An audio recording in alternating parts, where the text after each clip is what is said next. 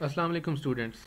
आज हमारा second lecture है फ्लीबॉटमी के ऊपर। इसमें देख लेते हैं हमारा स्टडी की स्कीम क्या है, क्या क्या चीज़ हम डिस्कस करेंगे।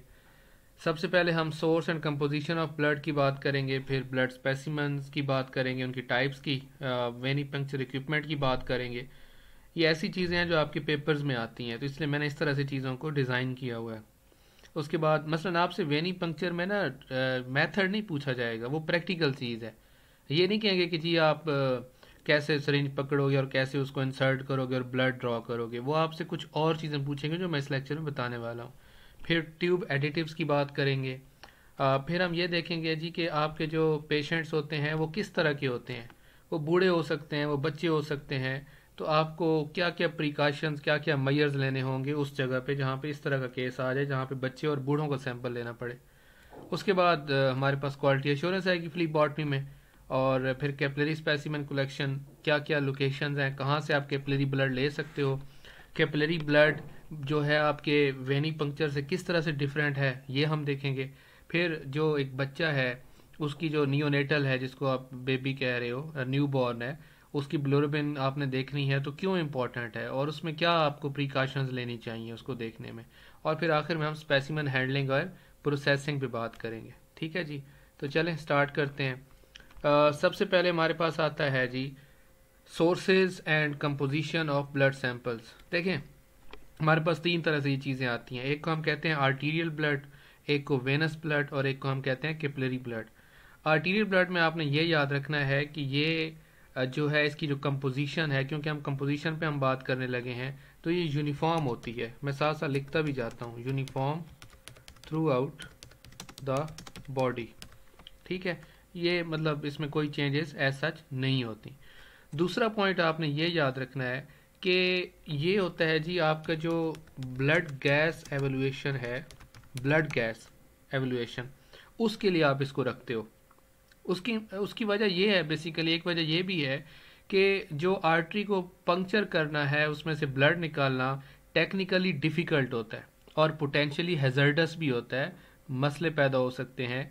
तो इसलिए हम ये करते हैं कि इसको ब्लड गैस को एवेलुएट करने के लिए, उसके एनालिसिस के लिए इसको स्पेसिफाई कर दिया गया है कि इसको भला आर्टीरियल ब्लड कंपोजिशन को। आपने एक नाम शायद सुना भी हो, जो लोग लैब में काम करते हैं, आर्टीरियल ब्लड गैस, एबीजीज जिन्हें बोला जाता है।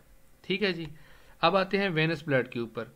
वेनस ब्लड में आपने ये याद रखना है कि इसकी जो कंपोजिशन होती है वो अफेक्ट होती है, it is affected by metabolic metabolic activity. क्योंकि आपका जो वेनस ब्लड है वो आपके जो सेल्स हैं उनकी वेस्ट है, वो वेस्ट को लेके जा रहा होता है। वो ड्रेनेज होती है टिश्यूज़ की, बेसिकली जो वेनस ब्लड में होती है, तो वो वेरी करती है। और इसमें ये होता है कि आर्टीरियल ब्लड से वेनस ब्लड इस लिहाज से डिफरेंट है क्योंकि इसके अंदर जो ऑक्सीजन कंटेंट है वो कम होता है। तो क्या लिखेंगे? Lower oxygen content. ये आपने याद रखना है। वाइवा में इस तरह के क्वेश्चन पूछा जा सकता है। इंटरव्यू और रिटर्न दोनों की तैयारी आप लोग कर रहे हो और कॉन्सेप्ट तो आप ले ही रहे हो यकीनन, कि जी आप आर्टीरियल ब्लड क्यों लेते हो, एबीजीज के लिए वेनस ब्लड क्यों नहीं लेते। तो आपने इस तरह से बता देना है कि उसमें लोअर ऑक्सीजन कंटेंट होता है और मेटाबॉलिक एक्टिविटी जो है उसकी वजह से उसके ऊपर असर पड़ता है। क्लियर है ये कॉन्सेप्ट?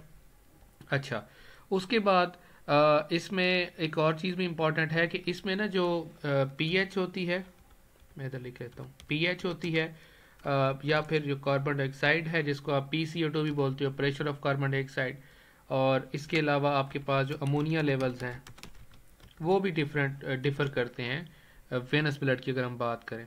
तो लिहाजा ये एक बड़ा वो इम्पॉर्टेंट पॉइंट है इसके अंदर। कैपिलरी ब्लड की बात करते हैं, तो कैपिलरी ब्लड की कंपोजिशन पहले तो ये पता हो क्या होती है। तो इसमें आर्टीरियल ब्लड प्लस इसमें वेनस ब्लड मिक्सचर होता है और प्लस इसके पास टिश्यू फ्लूइड। ये तीन चीज़ें मिलके क्या बनाते हैं? Capillary blood. याद रहेगा, कैपिलरी ब्लड में तीन चीज़ें हैं, arterial blood, Venus blood plus tissue fluid. उसके बाद ये है कि इसमें जो कैपिलरी, अच्छा आप लोग ना, शायद आप लोगों ने घर पे भी एक चीज़ ट्राई की हो कि आप एक ग्लूकोमीटर है जिससे आप घर में, अक्सर घर में किसी न किसी को तो हाइपरग्लाइसीमिया, डायबिटीज़ का प्रॉब्लम, शुगर हाई होने का मसला होता ही है। तो वो फिंगर प्रिक से ब्लड का एक ड्रॉप लेके ग्लूकोमीटर से शुगर मेजर कर रहे होते हैं।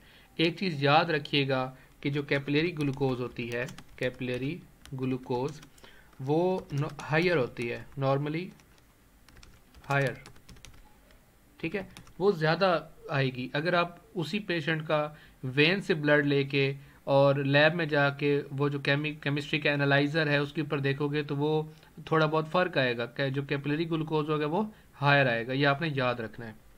उसके अलावा जब ये फिंगर प्रिक की जाती है तो आपने स्क्वीजिंग नहीं करनी, स्क्वीजिंग मतलब उसको ऐसे प्रेस करके और जैसे पुश करते हैं कि ब्लड ज़्यादा से ज़्यादा या जल्दी से जल्दी बाहर आए ब्लड का ड्रॉप, ये काम नहीं करना।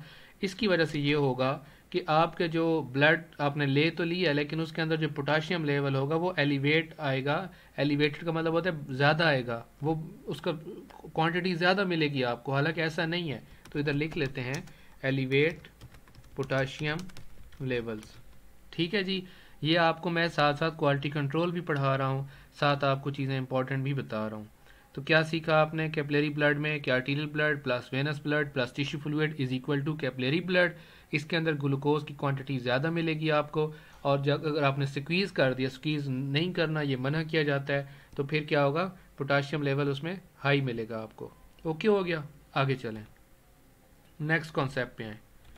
अब जो हमें एक और चीज़ अक्सर पूछी जाती है एमसीक्यूज़ में भी कि ब्लड के अंदर ओवरऑल दो चीज़ें होती हैं, एक होता है फ्लूइड और एक होता है blood cells. Blood cells, fluid की कंपोजिशन कितनी होती है भला? फ्लूइड की होती है 55% और ब्लड सेल्स की कितनी होती है कंपोजिशन? ये होती है 45%। ये आपने याद रखना, ये बहुत इंपॉर्टेंट पॉइंट है। फ्लूइड कितना है? 55% और ब्लड सेल्स 45% होती हैं। अब हम देख लेते हैं कि फ्लूइड्स में हमारे पास या जो ब्लड स्पेसिमेंस हैं इसमें क्या क्या चीज़ें आती हैं। हमारे पास तीन मेन चीज़ें हैं, एक सीरम होता है, एक प्लाज्मा होता है और एक होल ब्लड होता है। मैंने साथ पिक्चर भी ऐड की हुई है, आपको अंदाज़ा हो रहा होगा। ये हमारे पास सीरम है और अभी आपको मैं कुछ और भी इंपॉर्टेंट चीज़ें बताऊंगा कि सीरम में और क्या क्या देखा जाता है जो उसकी अपेरेंटली बज़ाहिर नज़र क्या आता है सीरम में। पहली बात आपको ये याद होनी चाहिए कि ये क्लियर पेल येलो होता है, ठीक है, क्लियर पेल येलो फ्लूइड होता है।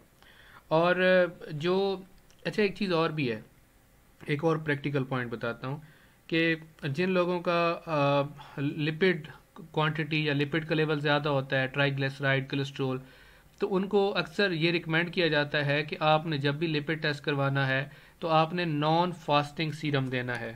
एक टर्म है, टेक्निकल टर्म है, नॉन फास्टिंग सीरम। आम अल्फाज में यही कहेंगे कि जी आपने कोई पराठे और इस तरह की चीज़ें, रोटी वगैरह खा के नहीं आनी, सिंपल आप चाय का कप पी सकते हो ताकि आपका जो है जो एक्चुअल ट्राइग्लिसराइड या कोलेस्ट्रॉल लेवल है वही मेजर किया जा सके। अदरवाइज़ क्या होगा कि आपका जो नॉन फास्टिंग अगर सीरम जो है आप देते हो, मतलब इसमें ना एक चीज़ मैं आपको बता दूं, आपने पेशेंट को कहना है कि आपने, सॉरी मैं एक चीज़ मिस कर गया, आपने पेशेंट को कहना है कि आपने कभी भी जब भी आपने लिपिड्स के लिए सैंपल देना है तो बेहतर यही है कि आपने रात को खाना खाया हुआ है और सुबह के टाइम आपने जस्ट चाय पी है या कोई इस तरह की चीज़, आपने पराठा वगैरह खा के सैंपल नहीं देना, ठीक है। इधर अदरवाइज़ आपके जो रिजल्ट्स हैं उसके ऊपर इम्पैक्ट पड़ेगा। नेक्स्ट पॉइंट जो है, ये बहुत कॉमन पॉइंट है कि जो केमिस्ट्री के टेस्ट होते हैं, केमिस्ट्री के जो टेस्ट होते हैं वो सीरम पे ही परफॉर्म किए जाते हैं ज़्यादातर, ऐसा कम ही है कि प्लाज्मा परफॉर्म किया जाए। हमारे पास नेक्स्ट आता है प्लाज्मा। This is plasma. ये बफी कोट है जहाँ पे वाइट ब्लड सेल मौजूद होते हैं और ये red blood cell. Buffy coat में वाइट ब्लड सेल्स भी होते हैं और प्लेटलेट्स भी मौजूद होते हैं, इसको बफी कोट बोला जाता है। तो एमसीक्यूज में बफी कोट का नाम लेके पूछा जा सकता है कि वहाँ पे कौन से सेल्स होते हैं, और नीचे जो है वो रेड सेल्स सेटल्ड होते हैं।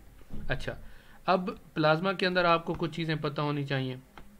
प्लाज्मा में पहला पॉइंट तो ये है कि ये पेल येलो होता है, पेल येलो, और इसमें ये आपको तभी आप इसको ऑब्टेन कर सकते हो या सेपरेट कर सकते हो सेल से जब आपके पास एंटी कोआगुलेटेड ट्यूब, जिसको हम नॉर्मली EDTA कहते हैं, इथाइलिन डायमीन टेट्राएसिटिक एसिड, इसकी एब्रीवेशन पूछी जाती है। EDTA जो ब्लड होगा उसको जब आप सेंट्रीफ्यूज करते हो तो उससे आपको प्लाज्मा आप ऑब्टेन करते हो या प्लाज्मा हासिल कर सकते हो, ठीक है। फिर सबसे इंपॉर्टेंट पॉइंट ये है इसके अंदर कि सीरम जो है और प्लाज्मा जो है इसमें फ़र्क क्या होता है, सीरम एंड प्लाज्मा में फ़र्क क्या होता है। प्लाज्मा में एक चीज़ याद रखिएगा कि प्लाज्मा के अंदर फाइब्रिनोजेन मौजूद होती है। फाइब्रिनोजेन एक प्रोटीन है जो उसके अंदर मौजूद होती है, जबकि जो सीरम है इसमें फाइब्रिनोजेन मौजूद नहीं होती। फाइब्रिनोजेन मैं क्रॉस कर देता हूँ, इसमें फाइब्रिनोजेन मौजूद नहीं होती। ये बहुत इंपॉर्टेंट पॉइंट है। ये जो लोग लैब टेक्नीशियन वगैरह की इंटरव्यूज़ पे जाते हैं ना, उनसे ये क्वेश्चन बहुत दफ़ा पूछा जाता है कि जी सीरम और प्लाज्मा में मेन डिफरेंस क्या है। पहला डिफरेंस क्या है कि आपने जो सीरम लेना है इसमें कोई एंटीकोआगुलेंट कुछ नहीं होता, जस्ट एक प्लेन ट्यूब है। इसमें ये जेल है, लेकिन जेल के बगैर भी आप काम चला सकते हो। आपने ब्लड ऐड करना है इसके अंदर और थोड़ी देर बाद ब्लड क्लॉट हो जाएगा। आप जब उसको सेंट्रीफ्यूज करोगे तो आपके पास सीरम आ जाएगा। अब इस सीरम के अंदर आपके पास फाइब्रिनोजेन मौजूद नहीं है, ठीक है, वो यहाँ पे मौजूद होती है नीचे। जबकि आपके पास जो प्लाज्मा होता है इसके लिए सबसे इंपॉर्टेंट तो ये है कि अच्छा ये जो पीटी एपीटीटी की वायल होती है ना, उससे भी प्लाज्मा आप ऑब्टेन करते हो, लेकिन वो डिफरेंट टेस्ट के लिए होता है। तो हम सिर्फ यहाँ पे सीबीसी की बात कर लें या हीमाटोलॉजी सेक्शन की बात कर लें कि जब ईडीटी ट्यूब को आप सेंट्रीफ्यूज करते हो उसमें ब्लड ऐड करने के बाद, तो उसमें ये जो अपर लेयर है पेल येलो कलर की, इसको प्लाज्मा बोला जाता है और इसके अंदर फाइब्रिनोजेन मौजूद होती है। क्लियर है ये? तो इन दोनों में ये फ़र्क है। उसके बाद होल ब्लड आ जाता है। होल ब्लड देखिए ना, ये पिक्चर में आप देख रहे हो कि इसको सेंट्रीफ्यूज नहीं किया गया। इसके अंदर जो है वो सेल्स भी मौजूद हैं और इसके अंदर प्लाज्मा भी मौजूद है, लेकिन वो मिक्सचर से बना हुआ है। जब आप सेंट्रीफ्यूज करते हो तो फिर उसको आप देख सकते हो। ये जो आपका है ना सेल्स और प्लाज्मा, जो होल ब्लड है, इसको आप सीबीसी में यूज़ करते हो या इसको आप कह सकते हो कि हीमाटोलॉजी सेक्शन में आप इसको यूटिलाइज करते हो। अब ये पिक्चर देखें, यहाँ पे देखें ना, ये प्लाज्मा है, ये आपका बफी कोट आ गया। बफी कोट में ये वाइट ब्लड सेल्स और प्लेटलेट्स होते हैं और सेटल डाउन में आपके रेड सेल्स मौजूद हैं। ये सीरम है। सीरम में मैंने ब्रैकेट में लिखा हुआ है माइनस फाइब्रिनोजेन। इसमें फाइब्रिनोजेन सीरम में मौजूद नहीं होती, जबकि प्लाज्मा के अंदर फाइब्रिनोजेन मौजूद होती है। और नीचे जो है ये क्लॉट है जो सेटल डाउन हो गया। आगे चलते हैं। अब हम टॉर्निक्यूट के ऊपर बात कर लेते हैं कि आपको इसमें क्या इंपॉर्टेंट पता होना चाहिए। पहली बात तो ये है कि इसको आपने इतनी सख्ती से जो है वो नहीं यहाँ पे बांधना, जिस तरह ये यहाँ पे इन्होंने किया हुआ है कि ये मतलब कि आर्टीरियल फ्लो को ही रोक दे। आपने जस्ट इतना ही करना है कि आपको वेन विजिबल हो जाए, ठीक है। आपने क्या करना है कि ये इसका जो प्रोसेस है ये क्या करता है, इट डिस्टेंड्स द वेन्स। लिख लेते हैं, इट डिस्टेंड्स द वेन्स, ठीक है, कि आपको इजीली वो वेन मिल जाती है, उसको आप लोकेट कर लेते हो। उसको वो जो वेन को क्या करता है, लार्जर कर लेता है। It make the veins larger, it make the veins larger and easier to find. मेरे ख्याल में मैं लिख लूँ, it make the veins larger and easy to find. ठीक हो गया। अच्छा, अब इसमें एक और जो इम्पोर्टेंट है, जो क्वालिटी कंट्रोल के लिहाज से इम्पोर्टेंट पॉइंट है, मैं क्वालिटी कंट्रोल पे बहुत फोकस करता हूँ क्योंकि यही तो इम्पोर्टेंट चीज़ है आपकी। वो ये है कि आपने 1 मिनट से ज़्यादा, मैं देख लूँ, 1 मिनट से ज़्यादा आपने टॉर्निक्यूट को बाजू पे बांधे नहीं रखना, ठीक है। मैक्सिमम अपने 30 सेकंड 40 सेकंड तक इसको यहाँ पे बांध के रखना है। और यहाँ ऊपर जो है आपके एरिया, जो एंटी क्यूबिटल फोर्सेस ऊपर का एरिया, यहाँ पे वो वेन को लोकेट कर रहा है। और 1 मिनट से ज़्यादा आपने नहीं करना, अदरवाइज़ आपका जो स्पेसिमेन की जो क्वालिटी है उसके ऊपर इफ़ेक्ट पड़ेगा। आगे हमारे पास आता है सिरिंज और नीडल। अब सिरिंज और नीडल में आपको क्या पता होना चाहिए, एक टर्म होती है गेज। गेज, GAUG, गेज, ठीक है। गेज क्या होता है कि गेज आप कहते हो कि ये एक नीडल को रेफर करता है कि आपकी नीडल जो है उसका, देखें एक नीडल है ना, ठीक है, नीडल का होल होता है, जस्ट अ मिनट, होल है, ठीक है, जहां से वो ब्लड को सक करते हैं जो इंसर्ट हो जाती है वेन के अंदर। अब गेज का मतलब ये होता है कि it refers to the size of the hole in the needle. It refers to the size of the hole in the needle. मसलन अगर आप बड़े गेज की यूज़ करोगे, ठीक है, आपके पास सिरिंज है और बड़े गेज की आप यूज़ कर रहे हो नीडल, तो फिर उसका ये इन्वर्सली प्रोपोर्शनल होगा। अगर उसका गेज बड़ा है तो जो उसका होल होगा वो छोटा होगा, और अगर गेज छोटा है तो होल क्या होगा, बड़ा होगा। ये इंपॉर्टेंट है। जो पेपर में और PPSC में जो क्वेश्चन आया था वो ये आया था कि वेनी पंक्चर में कौन से गेज की आप नीडल यूज़ करते हो। तो इसका जो एक कह सकते हैं कि 21 से लेके 23 तक आप यूज़ कर सकते हो, लेकिन जो स्टैंडर्ड है वो हमारे पास आ जाता है 21 गेज की आपके पास नीडल होनी चाहिए। आप 21 गेज की नीडल यूज़ करते हो। मैंने अभी यहाँ बटरफ्लाई का भी जिक्र करना है। ये बटरफ्लाई है, ठीक है। बटरफ्लाई, और इसमें आपने ये याद रखना है कि जो बटरफ्लाई का जो गेज होता है वो 23 होता है, ठीक है। It is most commonly use for phlebotomy. तो ये 23 का होगा और ये 21 का होता है। क्लियर है। तो ये अब यहाँ से आपको क्या समझ आ रही है बेसिकली कि देखें ये 21 है और वो 23 है, तो जितना इसका ये कम है नंबर, उतना ही होल का साइज़ थोड़ा बड़ा होगा। और यहाँ पे देखें तो यहाँ पे नंबर बढ़ गया, 21 की बजाय 23 हो गया, तो जो होल है आगे उसका साइज़ छोटा हो गया।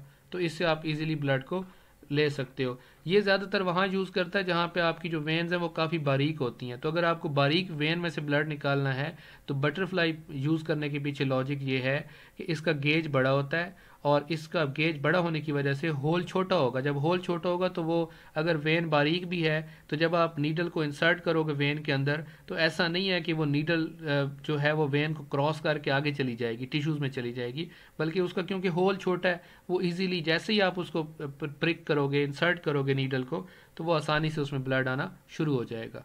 तो बटरफ्लाई में गेज कितना है, 23 होता है, जबकि जो सिरिंज आप जो नीडल यूज़ करते हो सिंपली जो इस तरह की होती है, इसमें 21 से 23 एक एवरेज है, एक आपके पास, लेकिन जो स्टैंडर्ड है वो 21 का होता है। ये कॉन्सेप्ट क्लियर हो गया गेज का।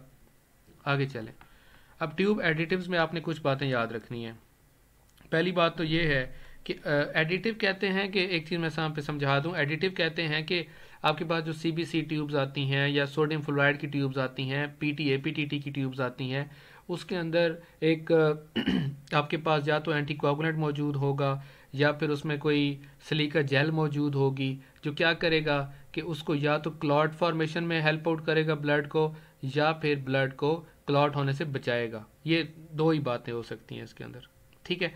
अब अगर तो आपके पास जो एडिटिव है वो क्या है, एंटीकोआगुलेंट है। अगर एडिटिव क्या है, एंटीकोआगुलेंट है, तो फिर आप स्पेसिमेन आपके पास क्योंकि होल ब्लड ही है तो ये क्लॉट नहीं होगा। ये जो ब्लड है ये क्लॉट नहीं होगा। मैंने क्रॉस कर दिया है इसको, ध्यान से देखें, ये ना आप क्लॉट ही समझ लो, ये क्लॉट नहीं होगा। और जब आप इसको सेंट्रीफ्यूज करोगे तो आपको यहाँ से प्लाज्मा मिल जाएगा। सेंट्रीफ्यूज जब करोगे तो आपको प्लाज्मा मिल जाएगा। दूसरा कॉन्सेप्ट ये है कि आपने एडिटिव और जो ब्लड का वॉल्यूम है वो एग्जैक्ट आपने रखना होता है। ऐसा नहीं है कि एडिटिव कम है। आपने अक्सर देखा होगा कि जो आपके पास डिफरेंट वायल्स आती हैं हेमाटोलॉजी की, पीटीए पीटीटी की, इस तरह की, क्लॉट का कोई मसला नहीं होता। मसला तब वहाँ पे है जहाँ पे आपने कोई एंटीकोगुलेंट ऐड किया हुआ है, तो आपका वो एक वॉल्यूम प्रॉपर होना चाहिए, ठीक है। और जैसे ही आपने ब्लड को सीबीसी वायल, मैं सीबीसी की एग्जांपल बार बार इसलिए दे रहा हूँ क्योंकि वो कॉमनली आप देखते हो, उसको यूज़ करते हो। जैसे आपने सीबीसी वायल में ब्लड को इंसर्ट किया, उसको उसमें डाला, तो आप फ़ौरन उसको मिक्स करना शुरू कर देते हो, ठीक है। ये इंपॉर्टेंट है, it must be gently inverted immediately, ठीक है जी। और ये एक इम्पॉर्टेंट पॉइंट है।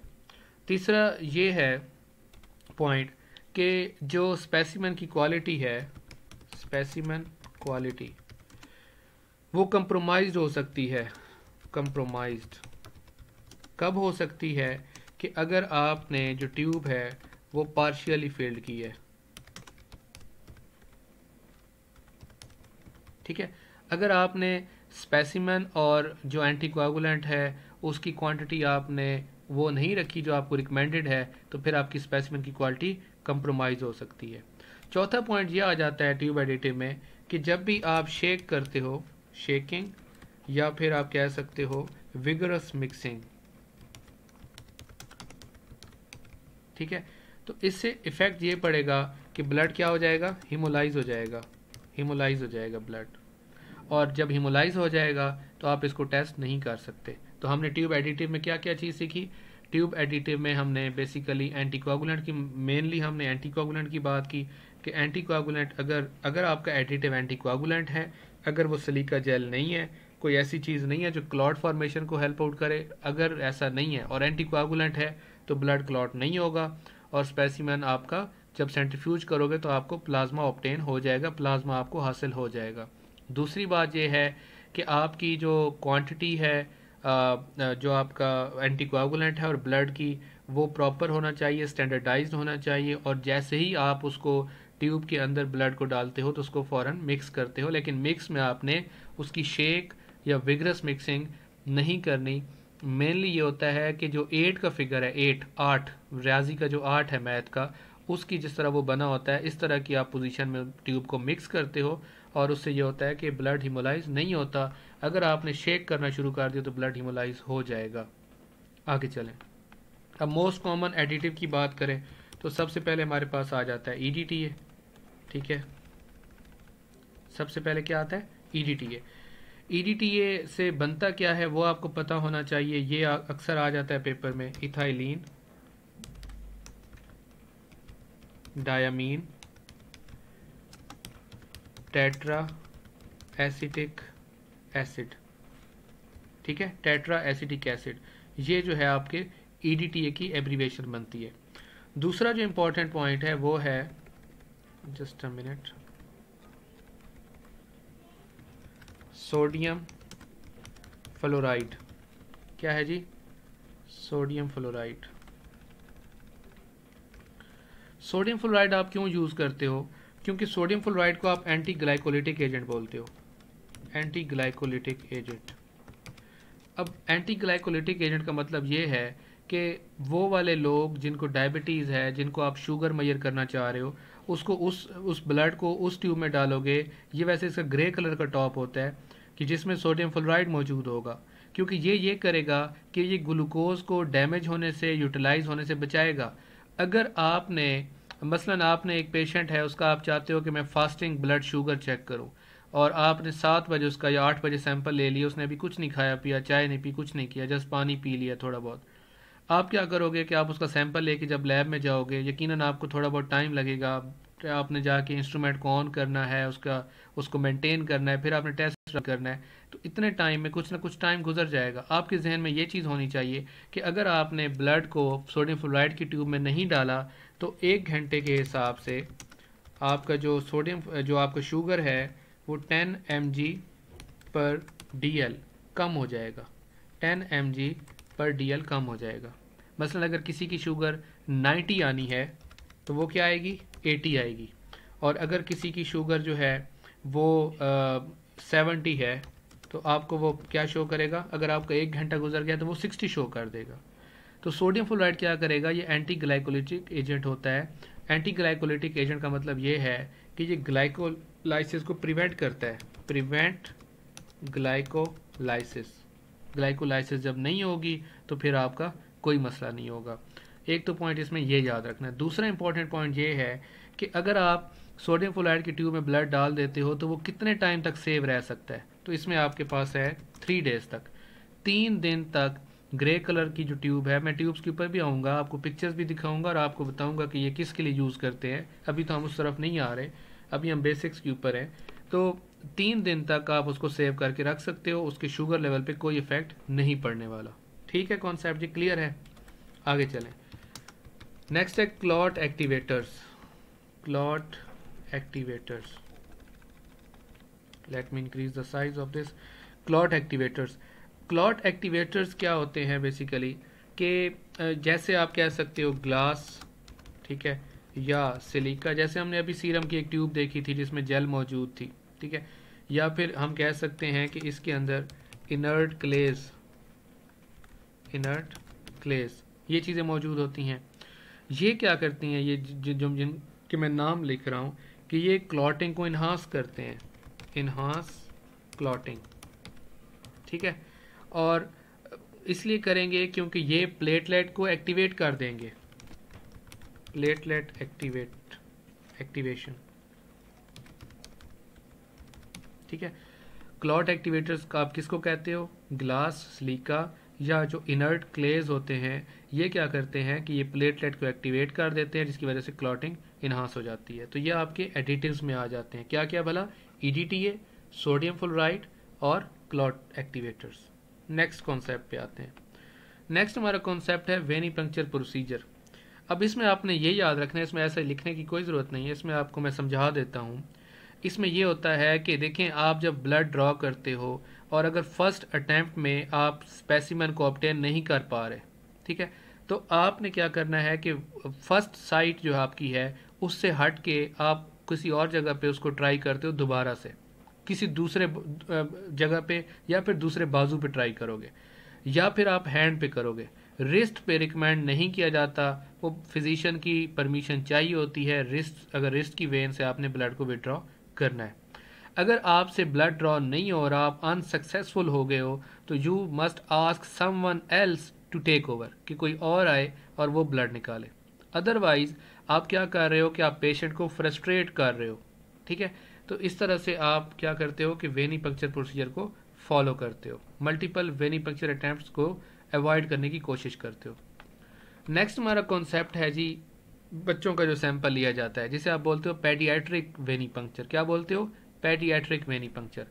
अब इसमें जो इम्पोर्टेंट है कि अगर तो जो बच्चा है, जो चाइल्ड है, इज़ अंडर एज 2, उसकी एज जो है अगर वो कम है, तो आप जो आप वेनिपंक्चर करोगे, वेनिपंक्चर, वो क्या होगा?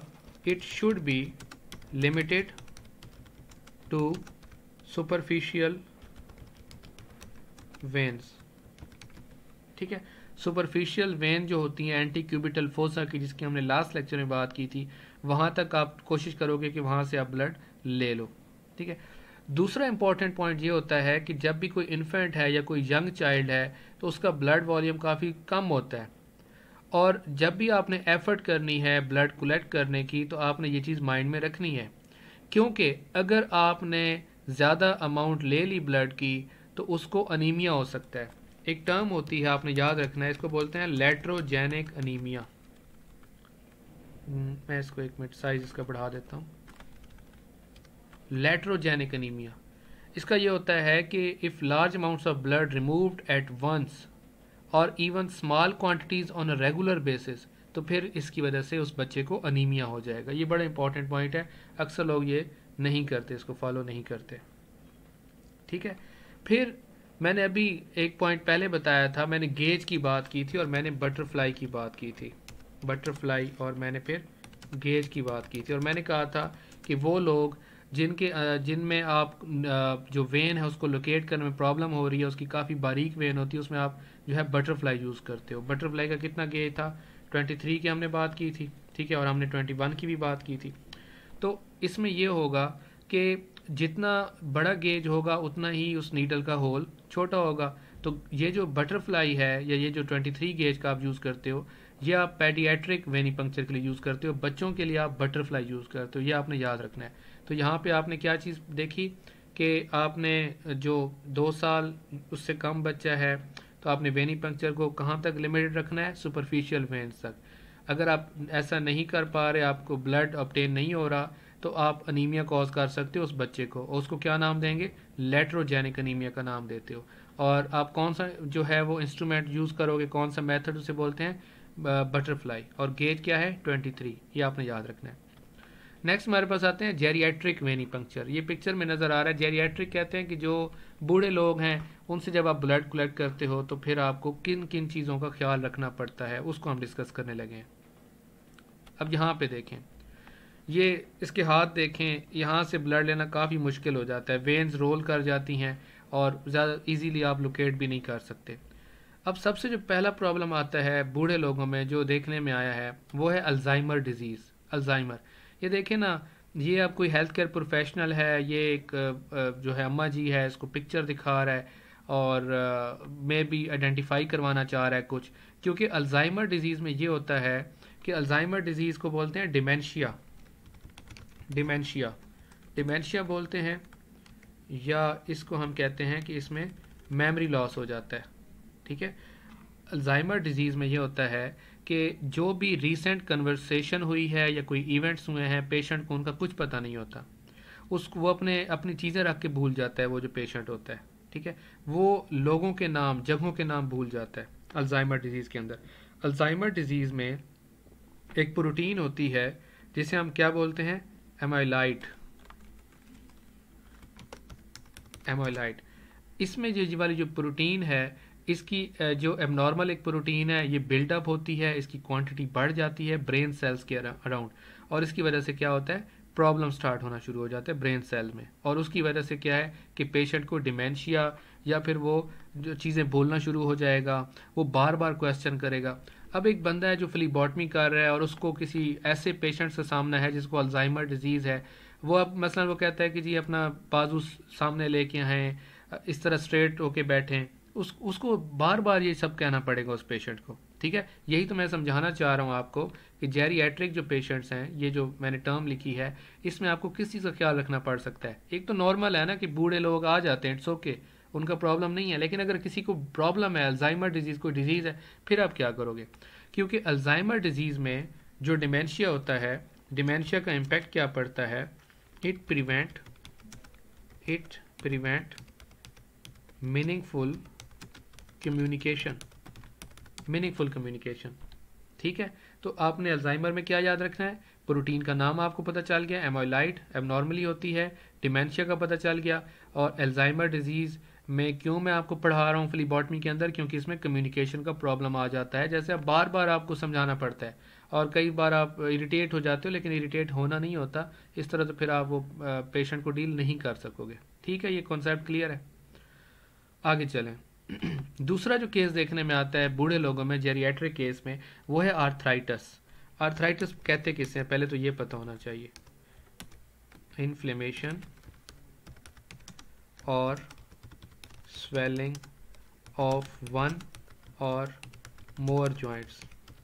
ठीक है, ये पिक्चर देखें ना, इन्फ्लेमेशन हो गई है या स्वेलिंग हो गई है एक या एक से ज़्यादा जॉइंट्स की। अब इस तरह का अगर आपको पेशेंट आ जाए तो आपके लिए बड़ी प्रॉब्लम होती है कि आपने यहाँ पे इससे ब्लड कैसे ड्रॉ करना है। इवन आप इस तरह के केस में अगर उसको कहते हो ना कि जी आप चेयर पे बैठ जाओ, अपना हाथ सीधा करो या अपनी मुट्ठी बंद करो ताकि आपकी वेन्स विजिबल हों, तो वो भी उसके लिए मुश्किल होता है, तो आप उसको ज़बरदस्ती डील करना मुश्किल होता है। ऐसे जो लोग होते हैं आर्थराइटिस के, ये अक्सर व्हील चेयर्स पे होते हैं, अक्सर देखने में आता है। इनको हाथ खोलने में, बाजू को सीधा करने में ये बड़ी प्रॉब्लम आती है। तो आपने इस तरह के केस में कभी भी फोर्स का यूज़ नहीं करना कि ज़बरदस्ती आप उसका बाजू सीधा कर रहे हो और उसको जो है वो तकलीफ दे रहे हो, क्योंकि इस वजह से फिर आपको उसको पेन भी हो सकती है और इंजरी भी हो सकती है। ठीक है जी, आगे चलें, नेक्स्ट कॉन्सेप्ट पे आते हैं, कोआगुलेशन प्रॉब्लम्स। अब मैंने यहाँ एक पिक्चर ऐड की है, देखें, ये तो एंटी क्यूबिटल फोसा है, सिफेलिक वेन और मीडियन क्यूबिटल बेसिलिक वेन, जो हमने कल के लेक्चर में डिस्कस की थी, लेक्चर नंबर 1 में। लेकिन अगर कोई ऐसा पेशेंट है जिसको कोआगुलेशन प्रॉब्लम है, तो उसको जो जो अपीयरेंस होगी बाजू की, जो एंटी क्यूबिटल फोसा है, वो इस तरह से होगी। ठीक है, और इसको एक नाम देते हैं, मैं यहाँ पे लिख लेता हूँ, इसको कहते हैं हीमाटोमा। हीमाटोमा, ठीक है। हीमाटोमा क्या होता है, ये लोकलाइज ब्लीडिंग होती है। देखें यहाँ पे क्या हुआ, लोकलाइज ब्लीडिंग हुई, और जो ब्लड था वो ब्लड वेसल से निकल के बाहर आ गया स्किन के ऊपर। वो किसी ट्रॉमा की वजह से भी आ सकता है, किसी डिजीज़ की वजह से भी आ सकता है। इस तरह के केसेस में आप जो है, आपके लिए वेन को लोकेट करना, या आपको नज़र भी आ रहा है कि यहाँ से वेन को आइडेंटिफाई करना, फिर उसका ब्लड लेना काफ़ी मुश्किल हो जाता है।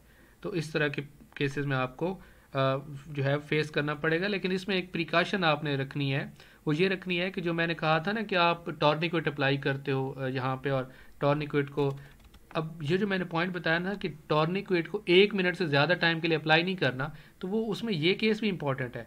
मसलन देखें ना, उसकी वेन्स पहले ही फ्रीजाइल है, सेंसिटिव हैं, उसमें से ब्लड निकल के उसकी जो है वो क्या होते हैं, उसे बोलते हैं क्या कहते हैं, सफक्शन। ठीक है, मतलब कि वो ऊजिंग हो रही है ब्लड की, वो वेन से निकल के स्किन पे आ रहा है। तो जब आपने टॉर्निक्विट को टाइटली बांध दिया, आपने टॉर्निक्विट को 1 मिनट से ज़्यादा वहाँ पे रख लिया, तो फिर प्रॉब्लम ये आएगी कि वो ब्लड ज़्यादा से ज़्यादा बाहर की तरफ आएगा और हीमाटोमा फॉर्मेशन ज़्यादा से ज़्यादा आपको देखने को मिलेगी। तो इसका आपने ख्याल करना है। आगे चलें, फिर एक और टर्म होती है जिसे बोलते हैं क्लाउडिंग ऑफ द लेंस, या कैटरैक्ट्स बोलते हैं। ठीक है, इसमें ये होता है कि इसमें डिम विजन होती है। इसमें ये होता है कि जो अक्सर एल्डर पेशेंट्स होते हैं, मैं लिख लेता हूँ डिम विजन। ठीक है। जो काफ़ी बूढ़े लोग होते हैं, जब आप उनको कहते हो ना कि आए सर आप चेयर पे बैठे हैं आपको सैंपल लेना है, तो कई दफ़ा तो उनको चेयर भी सही नज़र नहीं आ रही होती, वो चेयर पे बैठने लगते हैं और गिर भी सकते हैं। तो आपने इस चीज़ का ख्याल करना है।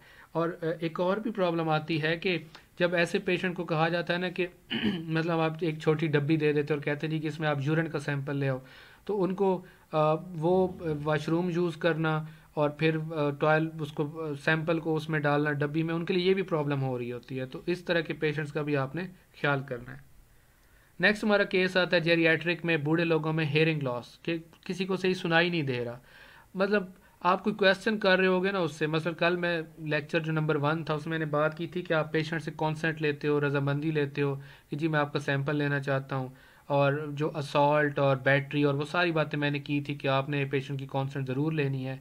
वहाँ पे प्रॉब्लम आएगा जब आप उससे कम्युनिकेट करने की कोशिश करोगे, तो क्योंकि उसको सही सुनाई नहीं दे रहा, तो उसको आपको थोड़ा ऊंची आवाज़ में या अपनी जो टोन है आपकी वॉइस को उसको बढ़ाना पड़ेगा। आगे चलें। अब हमारे पास नेक्स्ट कॉन्सेप्ट आ जाता है कि क्वालिटी एश्योरेंस क्या होती है फ्लीबॉटमी में। क्वालिटी एश्योरेंस क्या होती है, मैं इसके 3 पॉइंट्स लिखूंगा और उनको हम डिस्कस करेंगे। क्वालिटी एश्योरेंस में सबसे पहले आ जाता है रिकॉग्नाइज प्रॉब्लम साइट्स। मैं बताता हूँ मैं क्या ये कहना चाह रहा हूँ। दूसरा पॉइंट है आइडेंटिफाई प्रोसीजरल एरर रिस्क्स, ठीक है। और फिर ये होता है कि एड्रेस सर्टेन पेशेंट कंडीशंस, ठीक है जी। Just a minute.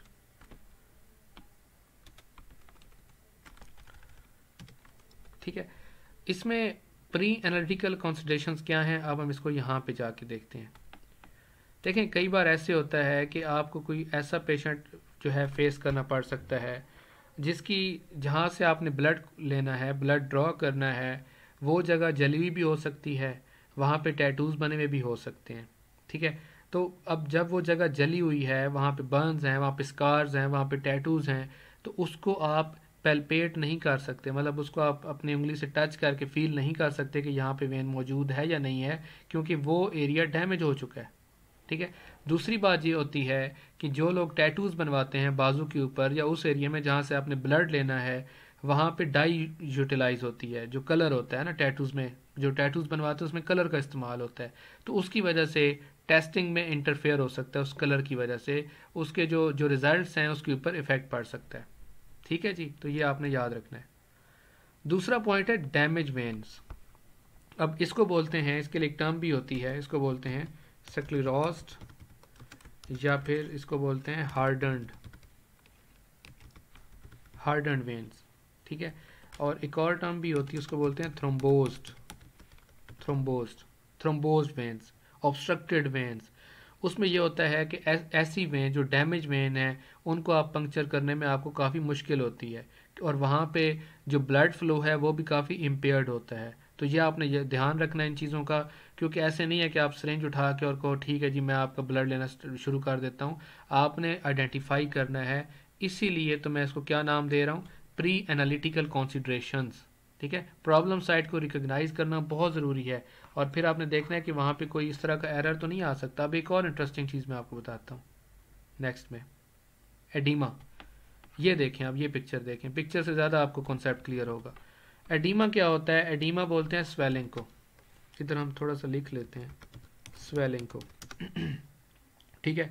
और swelling cause by accumulation of fluid in the tissues, ठीक है। अब ये देखें ना, इस पिक्चर में आप देखें तो यहाँ पे एक्यूमुलेशन ऑफ फ्लूइड हुई है, और इस तरह के एरिया में आप जो है आपको जो वेन है उसको लोकेट करना आपके लिए हार्डर हो जाएगा, मुश्किल हो जाएगा। अब यहाँ से जो एडिमेटस एरिया है, यहाँ से स्पेसिमेन कलेक्ट करने में काफ़ी प्रॉब्लम होती है, और इसकी वजह से जो रिजल्ट्स हैं उसके ऊपर भी इफेक्ट पड़ सकता है, ठीक है। क्योंकि एक चीज़ याद रखिएगा कि जो स्वेलिंग है ये इट आल्टर्स ब्लड कंपोजिशन। अब पता है मसला कहाँ पे आता है मसला यहाँ पे आता है कि आपने एक पेशेंट का ब्लड ले लिया, यहाँ से गलती से आ ही गया, चलो जैसे तैसे भी, लेकिन जब सेकंड टाइम उसने टेस्ट करवाया तो जो दूसरा फ्लीबॉटमिस्ट बैठा हुआ था उसने इस एरिया को जो है रिकग्नाइज किया और इसको इग्नोर कर दिया कि नहीं यहाँ से ब्लड नहीं लेना, और उसने किसी ऐसी जगह ऐसी वेन से जाके ब्लड लिया जो कि इजीली विजिबल थी और उसके लिए क्लियर थी, और वो कोई एडिमेटस एरिया नहीं था, जो स्वेल्ड एरिया नहीं था। तो उसके रिजल्ट्स और आपके जो लिए हुए सैंपल के रिजल्ट्स हैं इसमें काफ़ी डिफरेंस आ जाएगा, और इसका इम्पैक्ट क्वालिटी कंट्रोल पे भी पड़ेगा कि शायद आप टेस्ट गलत परफॉर्म कर रहे हो। हालांकि यहाँ मसला ये हुआ है कि आपकी जो प्री एनालिटिकल कंसिडरेशन है वहाँ मसला आया है, इसलिए तो इम्पॉर्टेंट है। इसलिए तो सबसे पहले मैं रिसेप्शन और फ्लीबॉटमी आप लोगों को बता रहा हूँ कि यहाँ पे अगर गलती हो गई तो फिर कहीं पे भी गलती हो सकती है। देखें ना, दोबारा से डिस्कस कर लेते हैं। हमने क्या देखा? क्वालिटी एश्योरेंस इन फ्लीबॉटमी। हमने कहा जी कि प्रॉब्लम्स जो साइट है, बर्न्स हो सकता है, स्कार्स हो सकता है, टैटूज हो सकते हैं, तो आपको वहाँ पे रिजल्ट्स के ऊपर इफेक्ट पड़ सकता है। मैंने डाइस का कॉन्सेप्ट दिया। फिर मैंने डैमेज वेन्स की बात की कि वहाँ से आपको ब्लड निकालना काफ़ी मुश्किल होता है, रिजल्ट्स पे इफेक्ट वहाँ भी पड़ जाता है, क्योंकि जो वेन डैमेज है ना वहाँ पे ब्लड फ्लो नॉर्मली तो नहीं होना ना, इम्पेयर्ड ही होगा, डिस्टर्ब होगा, ख़राब होगा। फिर अगर आप एडिमेटस है, एक्यूमुलेशन ऑफ फ्लूइड है टिश्यूज़ में, वहाँ से भी ब्लड निकालना काफ़ी मुश्किल होता है और इसका भी रिजल्ट पे इफेक्ट पड़ता है।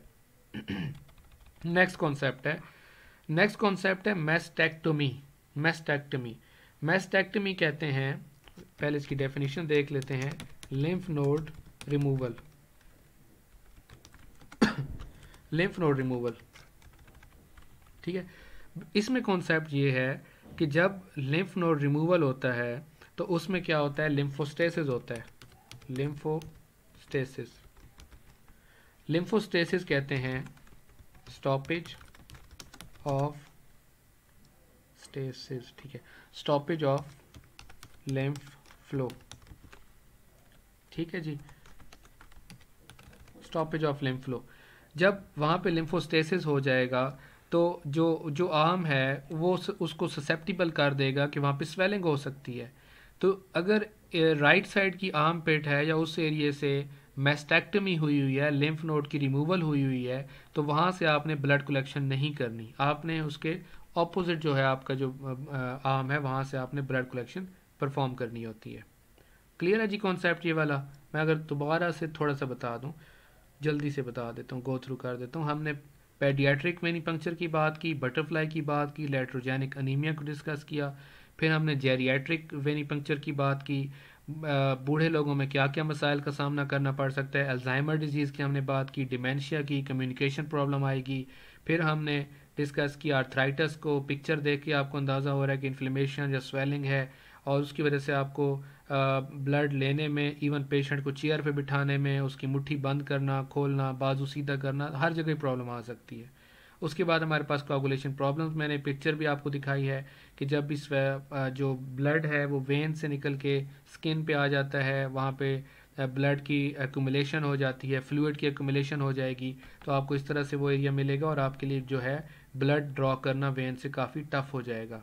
फिर हमने कैटरैक्ट की बात की, डिम विजन जिसे आप कहते हो कि उसको सही नज़र ही नहीं आ रहा पेशेंट को, उसको बिठाना, उसका उससे अगर आपने कोई टेस्ट, आपने कहा है जी कि यूरिन का सैंपल आप लेके आओ, तो उसके लिए ये काफ़ी प्रॉब्लम्स होंगी। उसके बाद हेयरिंग लॉस है, तो हेयरिंग लॉस में यह है कि आपको एक ही बात उसको 4-5 दफ़ा बतानी पड़ेगी कि बाबा जी या फलाने आपने ये काम करना है, और आप काफ़ी इरिटेट हो जाते हो और समझना समझाना काफ़ी मुश्किल हो जाता है। फिर क्वालिटी एश्योरेंस की हमने बात की कि आपने रिकग्नाइज करना है अपनी साइट को कि जिस साइट से मैं ब्लड कलेक्शन कर रहा हूँ वो ठीक है या नहीं है, वहाँ बर्न्स तो नहीं है, स्कार्स तो नहीं है, टैटूज तो नहीं बने हुए। अगर ऐसा है तो आप अवॉइड करोगे। डैमेज वेन्स हैं तब भी आप अवॉइड करोगे, ठीक है। एडिमेटस है, स्वेलिंग हुई है, पिक्चर से नज़र आ रहा है, तो इस तरह का अगर एरिया है तो आप इसको अवॉइड करोगे, वरना आपके रिजल्ट पे इफेक्ट पड़ेगा। और फिर हमने मैस्टेक्टमी की बात की कि अगर जिस एरिया में मैस्टेक्टमी हुई हुई है उसके आप ऑपोजिट जो आपके पास आर्म है उसको यूटिलाइज करो, वहाँ से आप सैंपल लेते हो। नेक्स्ट हमारे पास कॉन्सेप्ट है कैपिलरी स्पेसिमेन कलेक्शन। अब यहाँ से नज़र ही आ रहा है कि जो कैपिलरी ब्लड होता है वो आप कहाँ कहाँ से कलेक्ट कर सकते हो। सबसे पहले हमारे पास फिंगर टिप है। फिंगर टिप जो है ये ज़्यादातर जो जो यंग होते हैं, जो एजेड कह सकते हैं, ये 20+, 15+ जो हैं, उनसे ज़रा इजीली आप ले सकते हो, ठीक है। एडल्ट्स कह सकते हो उनको।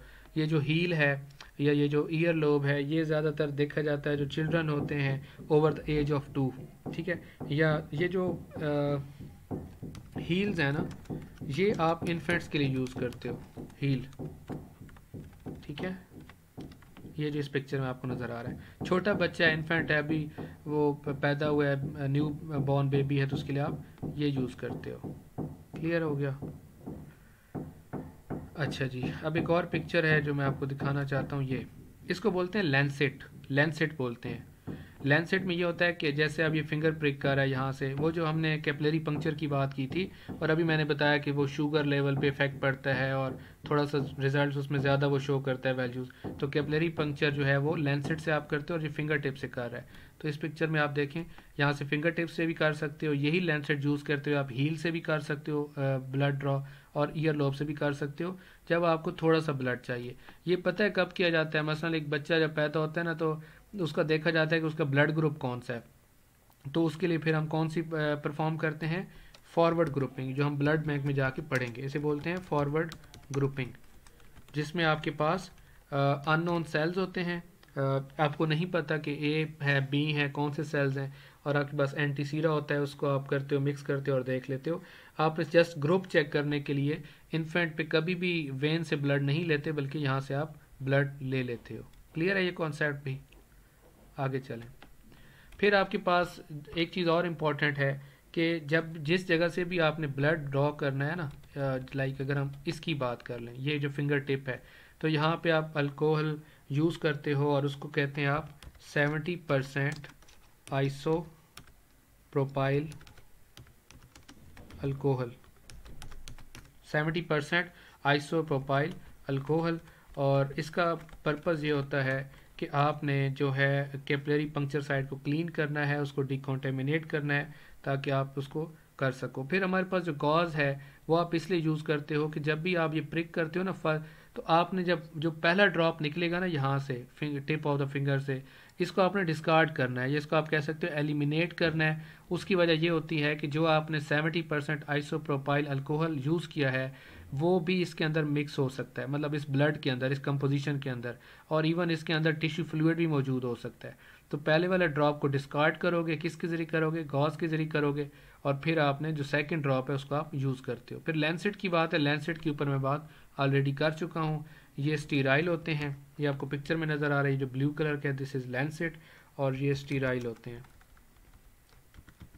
ठीक है, और ये डिस्पोजेबल भी होते हैं, स्टीराइल एंड डिस्पोजेबल, ठीक है जी। नेक्स्ट कॉन्सेप्ट पे आते हैं। नेक्स्ट हमारे पास आता है neonatal bilirubin collection. Neonatal bilirubin collection में आपने जो चीज़ इंपॉर्टेंट, जो आपको आइडिया होना चाहिए, वो ये होता है कि आपने हेमोलिसिस से बचाना है, अवॉइड हेमोलिसिस, ठीक है। और देखें, जब भी हेमोलाइज सैंपल आप लोगे ना, तो उसके अंदर डिक्रीज बिलोरुबिन, उसके अंदर जो बिलोरुबिन का लेवल है वो कम आएगा। अगर उसकी बिलोरुबिन 2.1 है तो वो 1.6 आ जाएगी। तो आपने हेमोलिसिस को बचाना है। एक और चीज़ बड़ी इंपॉर्टेंट है कि जो लाइट होती है ना, light, it breaks down bilirubin, ठीक है, और इसकी वजह से भी जो रिजल्ट्स हैं वो लो आ सकते हैं। तो नियोनेटल बिलोरुबिन कलेक्शन बड़ी इंपॉर्टेंट है, इसको आपने ध्यान से करना है। नेक्स्ट हमारे पास है जी, नेक्स्ट है स्पेसिमेन हैंडलिंग एंड प्रोसेसिंग। अब स्पेसिमेन हैंडलिंग में सबसे पहले हमारे पास मिक्सिंग ऑफ ट्यूब्स आ जाती है, जो मैं ऑलरेडी बता चुका हूँ, लेकिन कुछ इंपॉर्टेंट यहाँ मैं बताना चाह रहा हूँ। देखें, पहली बात तो ये है कि जब भी कोई ऐसी ट्यूब है जिसके अंदर आपने एडिटिव ऐड किया हुआ है, जैसे आपके पास CBC वायल होती है, CBC वायल है, और उसके अंदर आपके पास EDTA मौजूद है, या आपके पास सोडियम फ्लोराइड, सोडियम फ्लोराइड, ठीक है। ऐसी ट्यूब है ग्रे टॉप जिसमें सोडियम फ्लोराइड है, जो कि आप ग्लूकोज की मेजरमेंट के लिए लेते हो। तो जैसे आपने ब्लड मिक्स उसमें ट्यूब में डालना है, उसको फ़ौरन से मिक्स करना है, ये आपने याद रखना है, ठीक है।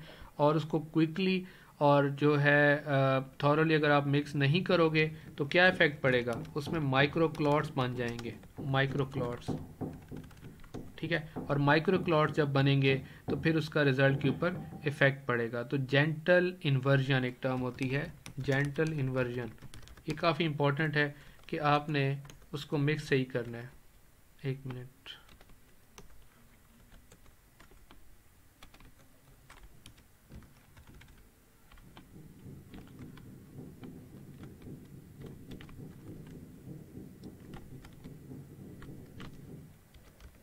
ठीक है जी, ये आपने याद रखना है।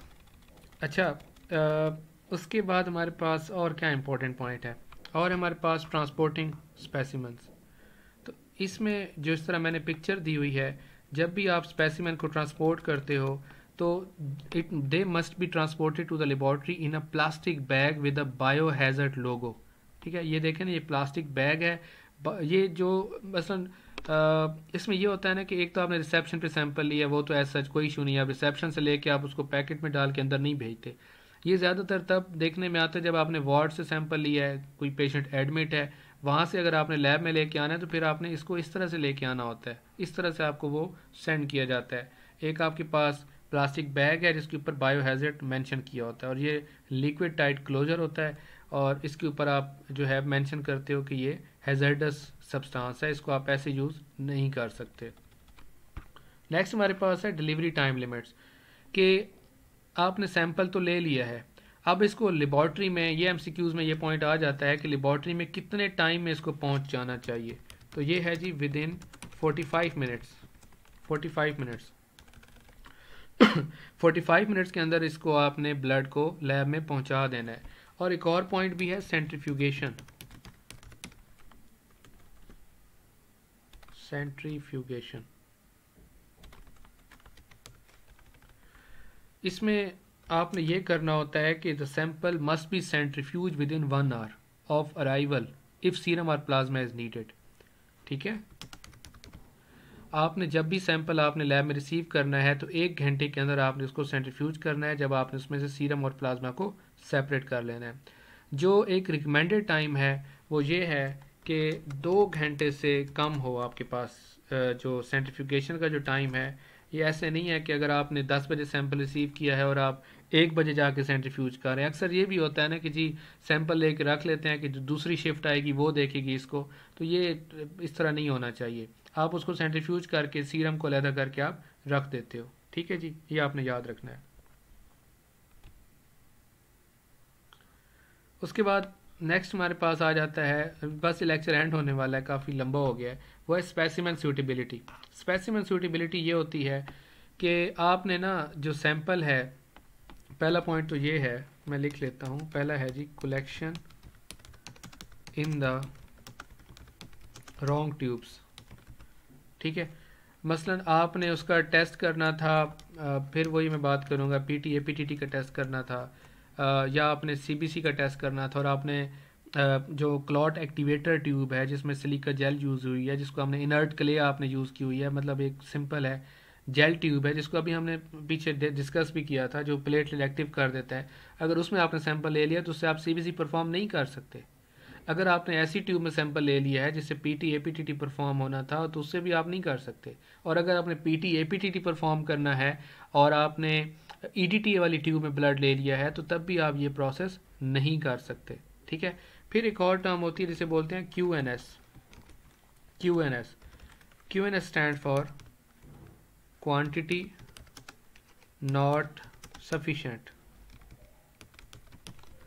मसलन ये देखें ना, अब ये इसमें ब्लड बहुत ज़्यादा ऐड किया हुआ है इन्होंने, इसमें ब्लड बहुत कम ऐड किया हुआ है। एक और पिक्चर देख लें, ये देखें, एक मार्क होता है ट्यूब के ऊपर कि आपने यहाँ तक ब्लड कलेक्ट करना है। अगर ब्लड यहाँ तक कलेक्ट है, यहाँ तक कलेक्ट किया हुआ है, तब भी, क्योंकि मैंने अभी बताया था कि अगर आपकी जो एंटी कोआगुलेंट है या जो आपका एडिटिव है उसकी ब्लड के साथ कंपोजिशन अगर मैच नहीं कर रही, जितना रिकमेंडेड है, रिकमेंडेड इस पॉइंट तक है, इस मार्क तक है, तो तब भी आपके रिजल्ट्स पे अफेक्ट पड़ेगा। अक्सर देखने में आया कि इस तरह के जब सैंपल आ जाए ना, तो अगर किसी की एच बी 11.5 आनी चाहिए तो वो 7.4 आ रही होती है। मतलब आप उसको, आपने ये कह दिया जी कि पेशेंट अनीमिक है या उसको पता नहीं आयरन डेफिशिएंसी अनीमिया या मिगैलो है, लेकिन है अनीमिक की, तो इस तरह नहीं होना चाहिए। ये कॉन्सेप्ट क्लियर हो गया, आगे चलें। अच्छा, फिर आप जब स्पेसिमेन को सेंट्रीफ्यूज करते हो, ये मैंने पिक्चर से यहाँ पे बताया हुआ है, तो सेंट्रीफ्यूज करने के बाद आप ये देखते हो कि आपकी स्पेसिमेन की अपीयरेंस कैसी है। अब ये पिक्चर देखो, पहली वाली जिसकी मैं शो माउस कर रहा हूँ, क्लिक कर रहा हूँ, कि ये इसमें ये हिमोलाइज सैंपल है। ये वाला सैंपल देखो, ये लाइपेमिक सैंपल है, इसको लाइपेमिक बोलते हैं।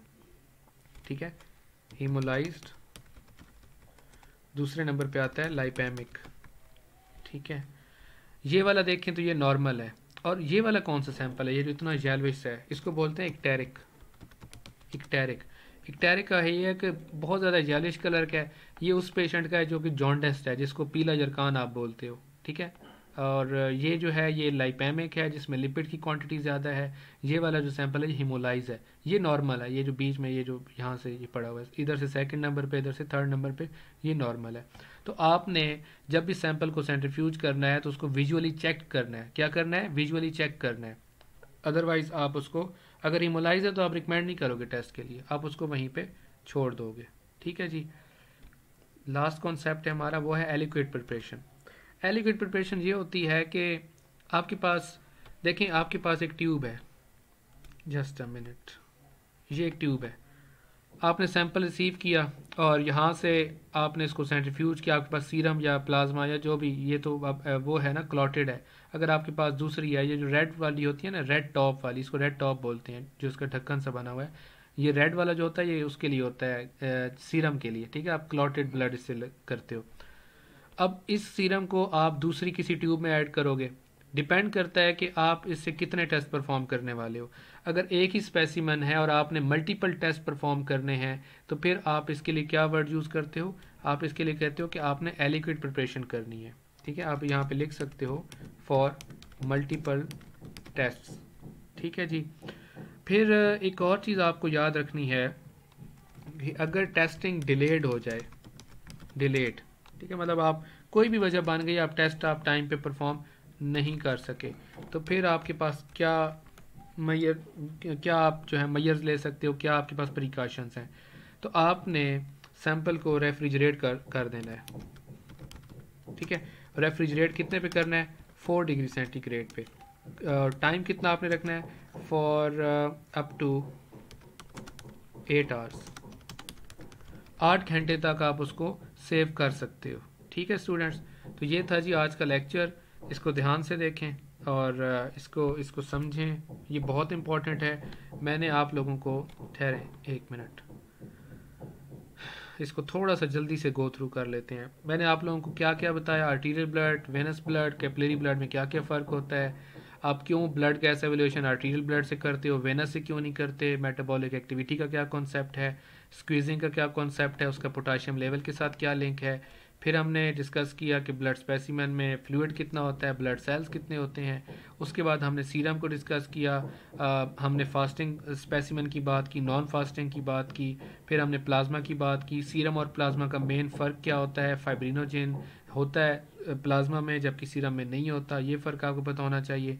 होल ब्लड की बात की कि वो उसमें सेल्स, प्लाज्मा और सीबीसी के लिए आप परफॉर्म करते हो, ये मैंने पिक्चर भी आप लोगों को दिखाई थी। फिर वेनी पंक्चर इक्विपमेंट में टॉर्निकेट के ऊपर सबसे इंपॉर्टेंट बात क्या थी कि ये वेन को डिस्टेंड करने के लिए होता है ताकि वेन्स इजीली विजिबल हो जाए, लार्जर हो जाए, और इसको 1 मिनट से ज़्यादा आपने वहाँ पे नहीं रखना, अदरवाइज जो है वो ब्लड वहाँ पे हीमाटोमा फॉर्मेशन या इस तरह से कुछ हो सकता है और कंपोजिशन भी चेंज हो जाती है।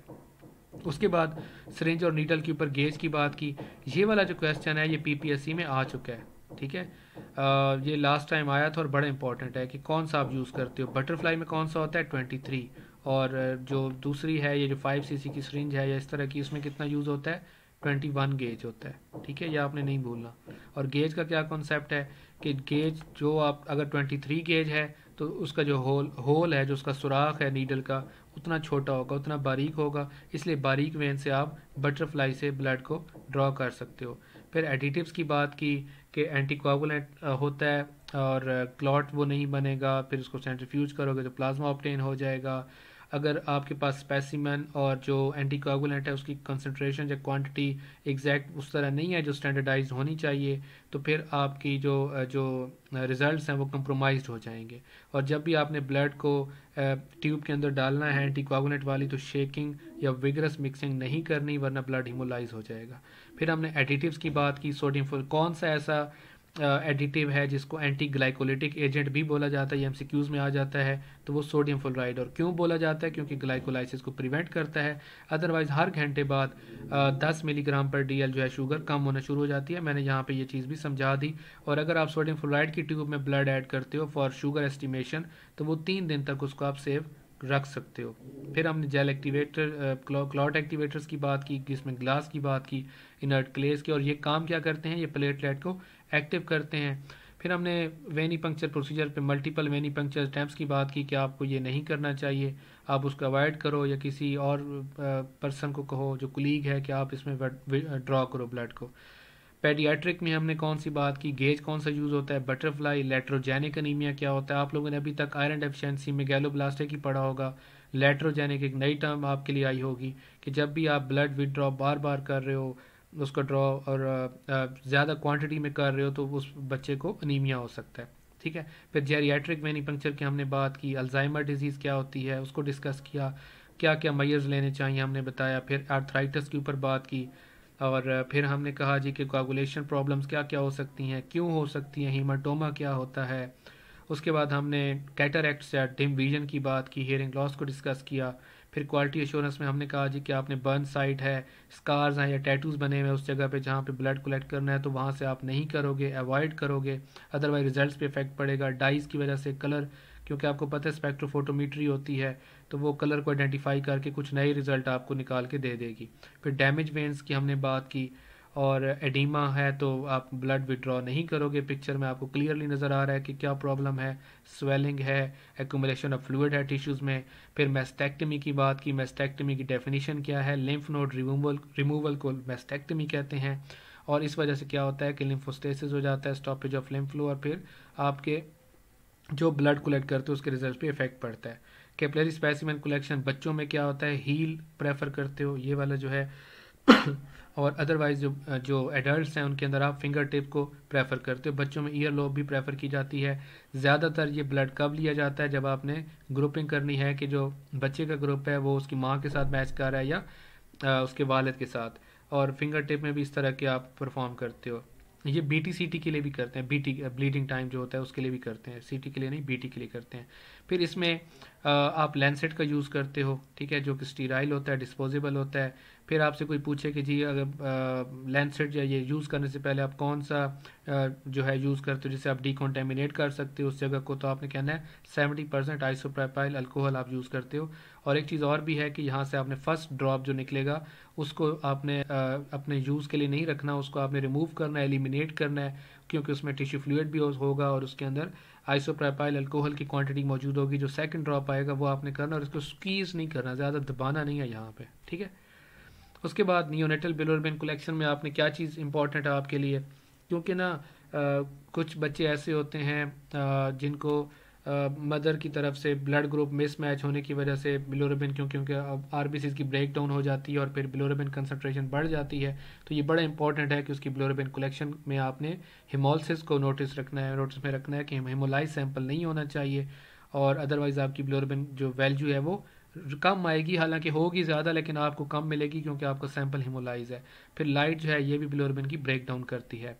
उसके बाद स्पेसिमेन हैंडलिंग एंड प्रोसेसिंग में आपको ये पता हो कि ट्यूब को मिक्सिंग करनी है, और अगर अदरवाइज़ ये होगा कि माइक्रो क्लॉट्स बन जाएंगे, छोटे छोटे क्लॉट्स बन जाएंगे। और कई बार ये भी होता है जो लोग प्रैक्टिकल करते हैं कि अगर आप सीबीसी ट्यूब को जो आप उसको, क्योंकि वो सक करता है ना थोड़ा सा ब्लड कुछ क्वांटिटी, जो सीबीसी एनालाइज़र होता है, ठीक है। तो अब अगर माइक्रो क्लॉट्स मौजूद हैं उस ट्यूब के अंदर तो वो क्लॉट को पिक करेगा, जब पिक करेगा तो वो मशीन भी ख़राब हो जाती है, ये अक्सर देखने में आया है, और रिजल्ट्स पे भी इफ़ेक्ट पड़ता है। उसके बाद हमने कहा जी कि ट्रांसपोर्टिंग स्पेसिमेन है, तो ये ख़ास तौर पे जब आपने एक लैब से दूसरी लैब में भेजना है वहाँ पे टेस्ट करवाने के लिए, कोई पैरामीटर आपके पास नहीं परफॉर्म हो रहा, दूसरी लैब भेजना चाह रहे हो, जैसे HbA1c है या कोई भी ऐसा टेस्ट है जो आपके पास नहीं है, या फिर वार्ड से जब लैब में शिफ्ट करते हो तो बायो हैजर्ड बैग होता है, इसके अंदर आप उसको शिफ्ट करके आगे भेजते हो। फिर डिलीवरी टाइम है सैंपल का, तो वो विद इन 45 मिनट्स है, और जब भी आपके पास सैंपल आए तो आपने विद इन 1 आवर उसको सेंट्रीफ्यूज पे लगाना होता है। मतलब ऐसा नहीं है कि सैंपल 3-4 घंटे के लिए रख के आप चले जाओ कि नई शिफ्ट आएगी तो वो करेगी। रिकमेंडेड ये है कि 2 घंटे से कम टाइम पीरियड होना चाहिए। उसके बाद हमारे पास स्पेसिमेन सूटेबिलिटी है, उसमें यह आता है कि आपके पास जो ब्लड आपने सीबीसी में लेना था लेकिन आपने पीटी वाइल में ले लिया, आपने क्लॉटेड में लेना था लेकिन आपने उसको सीबीसी में ले लिया, तो इस तरह से मिसमैच हो जाता है। दूसरा इंपॉर्टेंट पॉइंट ये है कि एक फ़िक्स आपको मार्क दिया जाता है, जिस तरह ये वाली ट्यूब है यहाँ तक अगर आपने ब्लड नहीं लिया, इससे ज़्यादा ले लिया है, इससे कम ले लिया है, तो उसका भी रिजल्ट पे इफेक्ट पड़ेगा और इसको बोलते हैं QNS, क्वांटिटी नॉट सफिशेंट। उसके बाद हमारे पास आ जाता है सेंट्रीफ्यूगेशन। आपने आइडेंटिफाई करना होता है कि ऐसा नहीं है कि फ़ौरन से आपके पास ट्यूब है, टेस्ट लगा दिया, कि आपके पास जो स्पेसिमेन है, जो सीरम है, वो हीमोलाइज्ड है, वो जो है इक्टेरिक है, जिस तरह ये येलोइश कलर का नज़र आ रहा है, वो लाइपेमिक तो नहीं है, जिसमें इस तरह देखो ना बहुत टर्बिड सा नज़र आ रहा है। ये लिपिड्स की वजह से जब TG और कोलेस्ट्रॉल लेवल 400-500 mg/dl पे चला जाता है तो फिर इस तरह से सैंपल आपको नज़र आएगा। हीमोलाइज ये है कि RBCs की ब्रेक डाउन हुई है। और इक्टेरिक इसे बोलते हैं, मैंने लिखा भी है इक्टेरिक, जब जॉन्डिस है, येलोइश कलर है, पीला जरकान, तो उसमें इस तरह का सैंपल आपको मिलेगा। और क्योंकि जब भी आपका रिजल्ट आएगा तो आप उसको मैच करोगे अपने सैंपल के साथ कि उसकी कलर कैसा था, ठीक है, और फिर आपका ये नॉर्मल होता है। उसके बाद हमारे पास लास्ट में एलिक्विड प्रिपरेशन है कि आप जब मल्टीपल टेस्ट करने हैं, स्पेसिमन एक ट्यूब में आया हुआ है तो आप उसके छोटे छोटे एलिक्विड्स बना देते हो, स्मॉल क्वांटिटी सीरम की शिफ्ट करते हो और उसको आप मशीन के अंदर परफॉर्म करते हो। ठीक है स्टूडेंट्स, तो आई होप सो आपको समझ भी आया होगा। और रिवीजन करने का मकसद ये था, मैंने पूरा लेक्चर एक तरह से समराइज़ कर दिया ताकि आप लोगों को ये याद भी हो गया हो। और मुझे पूरा यकीन है कि आपको 100% नहीं तो 70% इसमें याद भी हो गई होंगी चीज़ें। ठीक है, चलें, थैंक यू सो मच।